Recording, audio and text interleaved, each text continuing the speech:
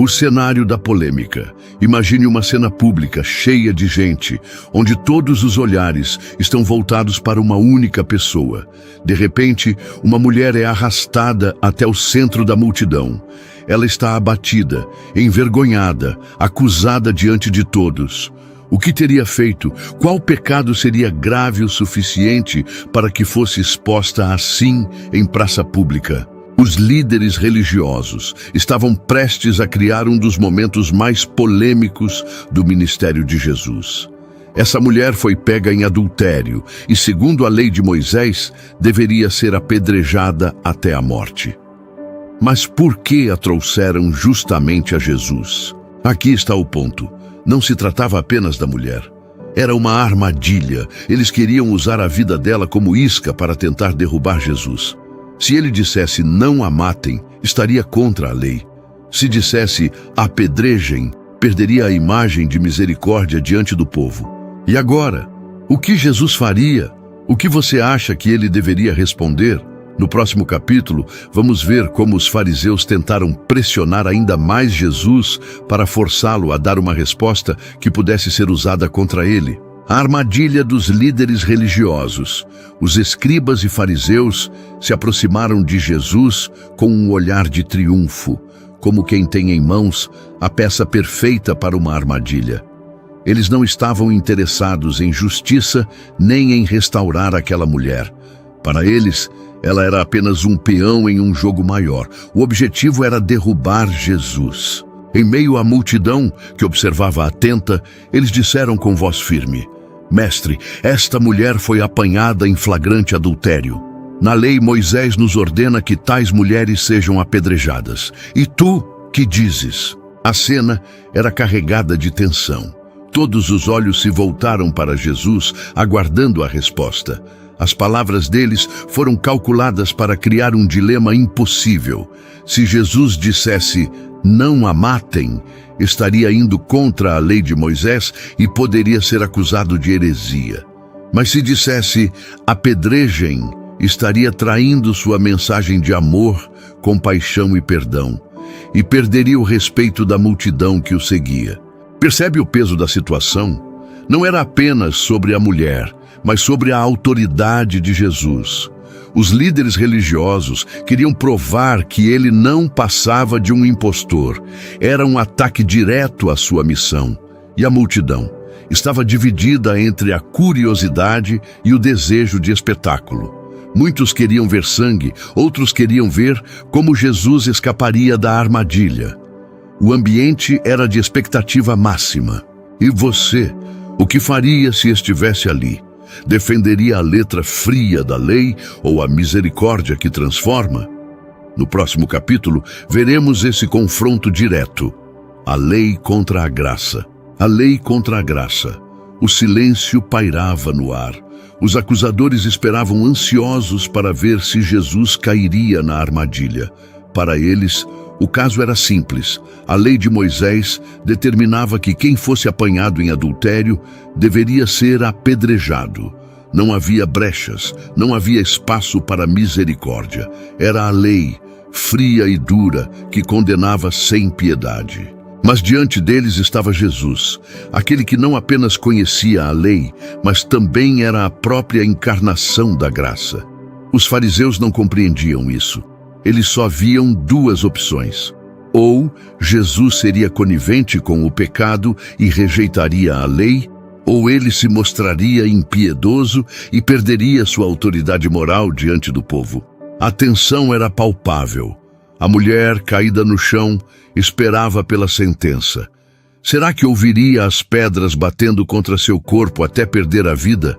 A multidão aguardava em silêncio, como se o próximo movimento fosse decidir não apenas a vida dela, mas também o destino do próprio Jesus. É nesse momento que percebemos a profundidade da cena, um choque entre dois mundos. A justiça fria da lei, que aponta o pecado e exige condenação, e a graça divina, que oferece perdão e transformação. E aqui fica uma pergunta para você refletir. Quantas vezes nós também usamos leis ou julgamentos para apontar o erro do próximo, esquecendo que todos precisamos igualmente da graça? No próximo capítulo, veremos como Jesus responde de uma forma que ninguém esperava, com um gesto silencioso que desconcerta a todos. Silêncio que desarma. Em vez de responder imediatamente, Jesus fez algo que surpreendeu a todos. Ele se abaixou e começou a escrever no chão com o dedo. Nenhuma palavra saiu de sua boca naquele instante. O silêncio era tão profundo que até a respiração da multidão parecia pesada. Os fariseus ficaram inquietos. Não era isso que esperavam. Queriam uma resposta rápida, uma declaração que o condenasse. Mas Jesus, com aquele gesto simples, estava mudando o ritmo da cena. Ele não entrou no jogo da provocação. Preferiu silenciar, como quem dá tempo para os corações refletirem.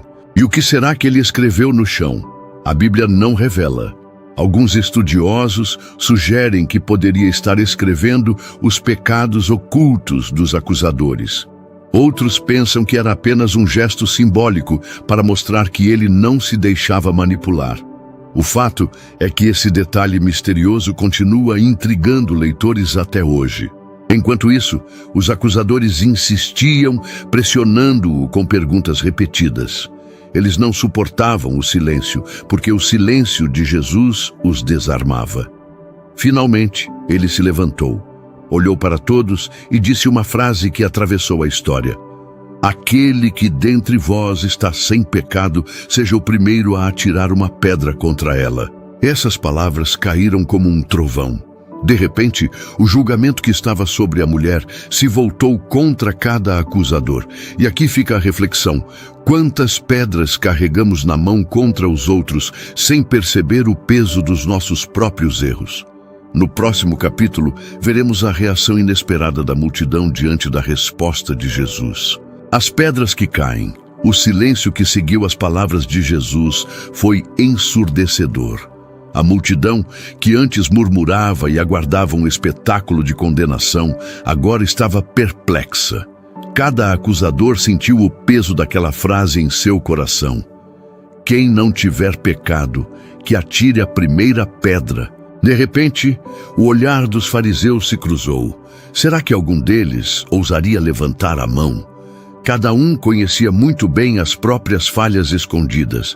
Não havia entre eles um só que pudesse se declarar puro diante de Deus. Então, um som interrompeu o silêncio. Tac! Foi a primeira pedra caindo no chão. Um dos acusadores mais velho soltou-a discretamente e se afastou. Logo depois, outro fez o mesmo. E mais outro.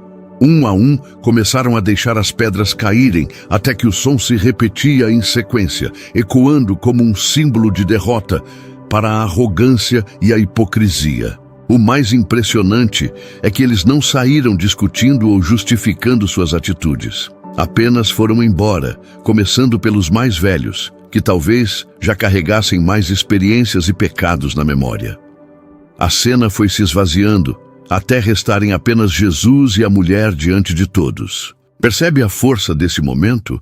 A palavra de Jesus não precisou de gritos, nem de longos debates. Bastou uma frase simples e cheia de verdade para desmontar toda a armadilha dos líderes religiosos. E aqui fica a reflexão. Será que nós também precisamos soltar algumas pedras que carregamos contra os outros? Quantas vezes apontamos falhas sem olhar para dentro de nós mesmos? No próximo capítulo, veremos o encontro mais íntimo dessa história. A mulher sozinha diante de Jesus. Só ela e Jesus. Quando o último acusador se foi, o ambiente ficou completamente diferente.